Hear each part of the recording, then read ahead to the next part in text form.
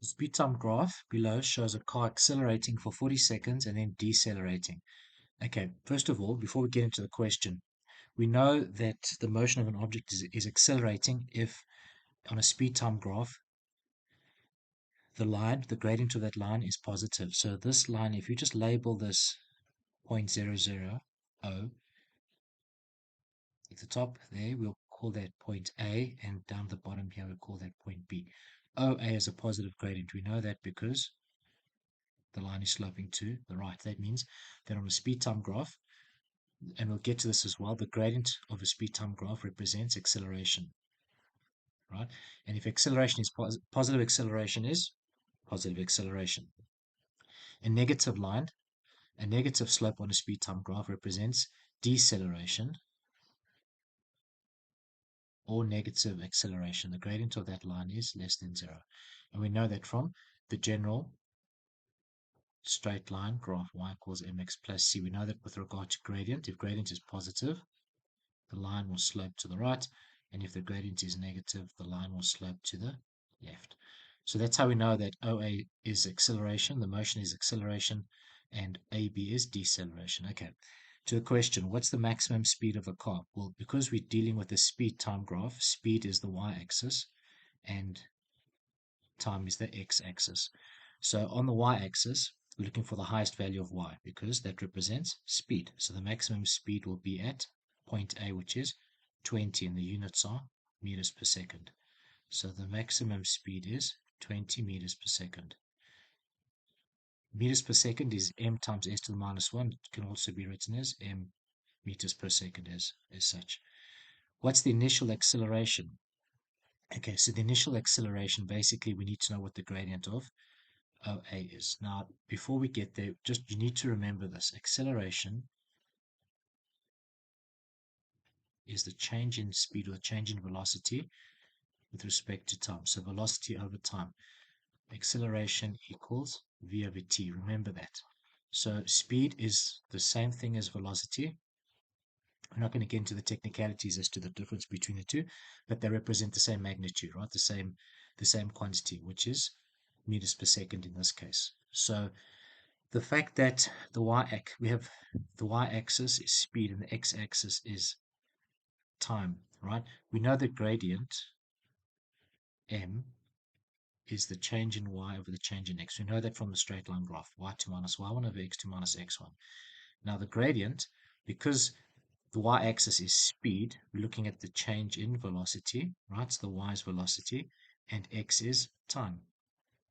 And delta v divided by delta t is acceleration. So the gradient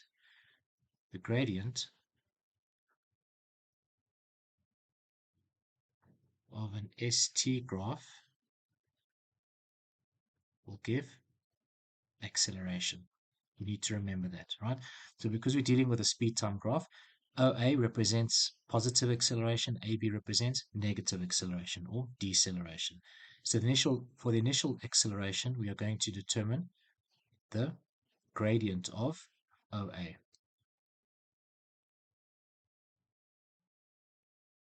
So the gradient of OA, pick any 2 points that lie on that line. It's so easy to just choose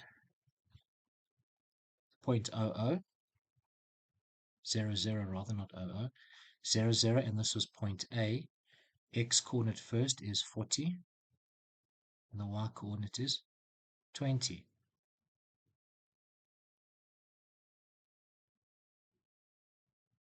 Okay, so the gradient of OA is going to be 20 minus 0 over 40 minus 0. 20 over 40 is going to be a half. So the acceleration is going to be 0.5 meters per second squared. Now, in this case, we are using decimals. So we're going to pick and choose when to express our answers as decimals. It's appropriate here because acceleration is dealt a lot within science and mechanics. So it's appropriate here to use a decimal to represent the acceleration. So the initial acceleration is 0.5 meters per second squared. Meters per second squared is the unit for acceleration. Remember, acceleration is velocity over time, and the unit of velocity in this case is meters per second, and that's time is per second. So we'll get meters per second squared. Right, that's the unit for acceleration. The deceleration for the second part of the journey. So AB, again, we are going to determine the gradient of AB using point B, which is 60, 0. The gradient will be y2 minus y1. So 0 minus 20 over x2 minus x1. 60 minus 40. That's going to be minus 20 over 20. So the gradient of AB is negative 1. Therefore, the acceleration or the deceleration is minus 1 meters per second squared. Okay, to determine the distance traveled between between O and B. Okay, from the distance, speed, and time formula, distance equals speed times time. Because speed is the y-axis and time is the x-axis, right? Speed times time is essentially y times x, if you like, right? But speed times time, this quantity speed times time represents distance. So if we're looking for distance, we need to multiply speed and time. Okay, they're asking for distance traveled. We need to multiply the values of y times with the values of x.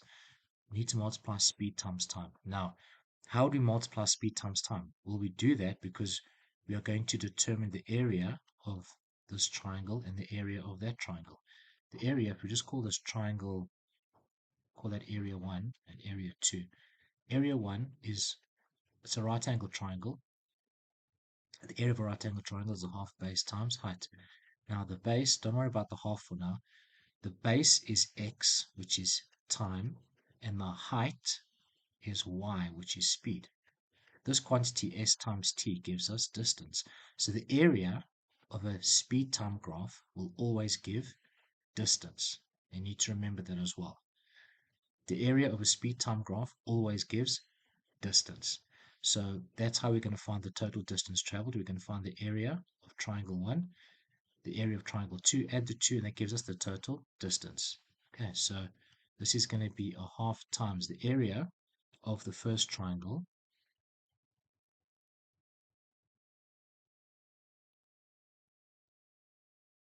over here. If we just call this point C, OC represents the base and AC represents the height.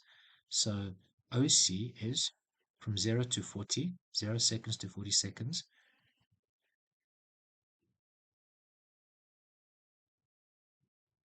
And then A to C, the height of this is 20 to 0. So the height is going to be 20. So half of 40 is 20. 20 times 20 is 400. So this is going to be 400 meters. That's area 1. And then we do the same thing with area 2. So area 2 is a half base times height.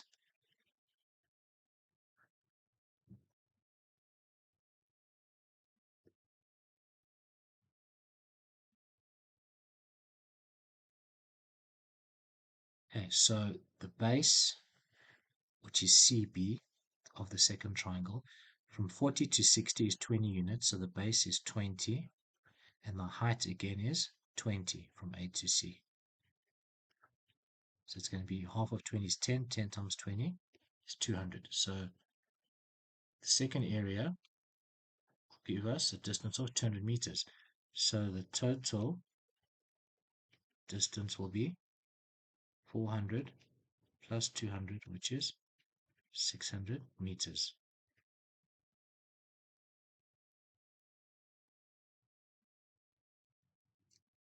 At the average speed of the whole journey. Now remember that average speed is always the total distance divided by total time. There is no other way to work out average speed. Okay? Average speed is total distance divided by total time. So we need to so we're going to call average speed just a V with a bar on top. That's how we can represent average speed. The total distance we just worked out is 600 meters. And the total time from O to be is 60 seconds. So the average speed is 600 divided by 60 is 10 meters per second. Question 2. The speed time graph shows a train slowing down as it approaches a station. We know that it's slowing down because the slope of this line is to the left, right? What's the deceleration of the train and what's the distance traveled? Okay, so the deceleration of the train, a speed time graph. For a speed time graph, the gradient will give us acceleration, positive or negative. The area of a speed time graph is going to give us distance or displacement. Don't worry about what displacement means. Displacement is just a change in position. That's all it means. So the gradient of a speed time graph will give us acceleration always, and the area of a speed time graph will always give us distance or displacement. Okay, so the deceleration of the train, we are going to determine the gradient of this line. So if we just call this point up here A and the point down there B, then the gradient of AB, which is y2 minus y1 over x2 minus x1. A is the point, x coordinate first. A is the point 0, 30. B is the point 50, 0. A is on the y-axis, so x is 0. B is on the x-axis, so y is 0. So the gradient of AB will be y2 minus y1, 0 minus 30, over 50 minus 0. That's minus 30 over 50. And again, we write this as a decimal, which is minus 0.6 meters per second squared. The only reason we do this is because it's acceleration. Acceleration is what's called a vector quantity, and it's written as a decimal. Okay, so the acceleration, you'll notice that I'm calling it acceleration. What the negative means, it means negative acceleration, right? Whether you call it deceleration or acceleration equals minus 0.6, it's the same thing, right? Acceleration is acceleration. If it's positive, it's positive acceleration. If it's negative, it's deceleration. That's the only difference, right? So the acceleration is minus 0.6 meters per second squared. Okay, so for the distance traveled, remember that the area underneath the speed time graph will give us the distance traveled. So we want the area of this triangle. So the area of triangle AOB it's a right angle triangle. So it's a half base times height. The base is OB, which is 50 units from 0 to 50. The height is OA, which is 0 to 30 units. So it's going to be 30 units. So 50 times 30 is 1,500 divided by 2 is 750. So the area is 750 units squared. So therefore, distance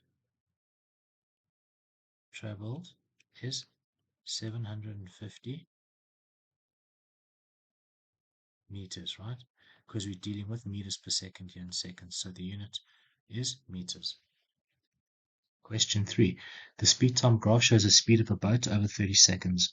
What's the acceleration for the last 10 seconds? Okay, so just label this graph. We'll start with point A, B, C, and D. The acceleration for the last 10 seconds is obviously, they want us to determine the acceleration for this part of the journey. Now remember that acceleration is velocity or speed divided by time. So the slope, the gradient of each of these lines that we see will give us the acceleration for that particular part of the journey, that particular leg of the journey. So for the acceleration for the last 10 seconds, we're going to find the gradient of CD. So the gradient of CD equals, and let's just write down what C and D are. C is the point X first, which is 20, and Y is 2. So C is the point 22.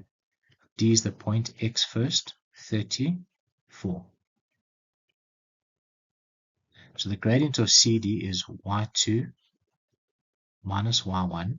So it's going to be 4 minus 2 over x2 minus x1, 30 minus 20. So that's going to be 2 over 10, which is 1 over 5. Therefore, the acceleration for the last 10 seconds, so acceleration CD will be 0.2 meters per second squared. Again, acceleration is expressed as a decimal. Deceleration is indicated by a negative slope, which we clearly have between A and B, the first 10 seconds. So we're looking for acceleration, whether it's positive acceleration or deceleration, we determine by finding the gradient of a speed time graph. So the gradient of AB, let's just write down what A and B are. The points are: A is x first 0, 3, and B is x first 10, 2. So the gradient of AB is y2 minus y1, 2 minus 3, over x2 minus x1, 10 minus 0. It's going to be minus 1 over 10. Therefore, the acceleration between A and B is going to be minus 0.1 meters per second squared. You'll notice that the answer says positive 0.1 meters per second squared. So you're either going to say the deceleration is 0.1 or you're going to say the acceleration is negative 0.1. It means exactly the same thing. Okay, and then to determine the average speed, again,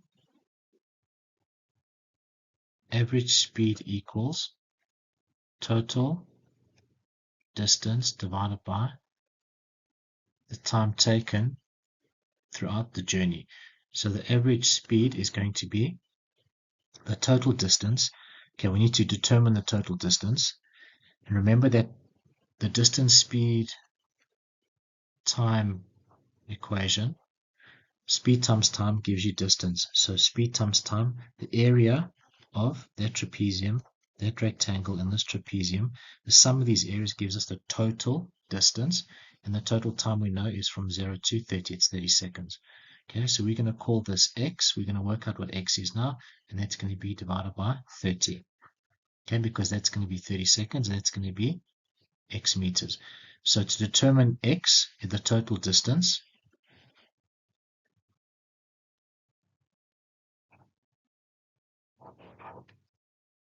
we are going to find the area of the two trapeziums and the rectangle. So let's start with, let's just label this, we'll call that D, E, and F. So area 1, call that area 1, area 2, area 3. If you like, we can just refer to it as the area of ABDO. Doesn't make a difference. Okay, this is a trapezium, so it's a half the sum of the parallel sides. So it will be, the parallel sides are clearly OA and BD. So the sum, half the sum of the parallel sides, half of OA plus BD times the perpendicular height, which is going to be OD. If you like, you can split this trapezium up into a right angle triangle and a rectangle. Find the area of the right angle triangle, find the area of the rectangle, and then add the two. You're going to get the same answer as if you just worked out the area of the trapezium. So a half times OA from 0 to 3 is 3 units. BD from 0 to 2 is 2 units. And OD from 0 to 10, that's going to be 10 units. So that'll be 5 times 10 is 50 divided by 2 is 25. So area 1 will give us, distance 1 will give us 25 meters. Okay, then area 2 will be BCED is a rectangle, so it's just going to be base times height, or length times breadth, however you want to look at it. So the base will be DE, and the height will be CE. So DE from 10 to 20 is 10 units, and CE is from 0 to 2. So that's going to be 20.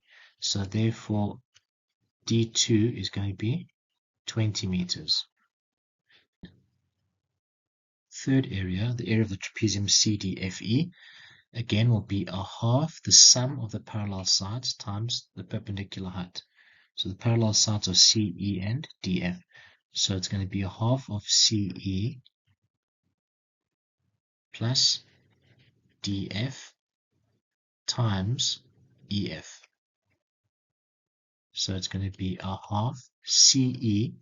The height is from 0 to 2, there's 2 units. DF is from 0 to 4, 2 plus 4, times EF from 20 to 30 is 10 units. So we have 2 plus 4 is 6, times 10 is 60, divided by 2 is 30. So the third distance is 30 meters. So therefore,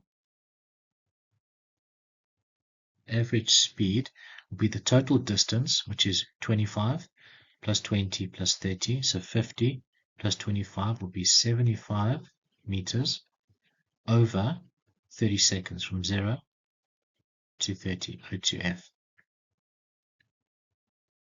75 divided by 30, 2.5 meters per second.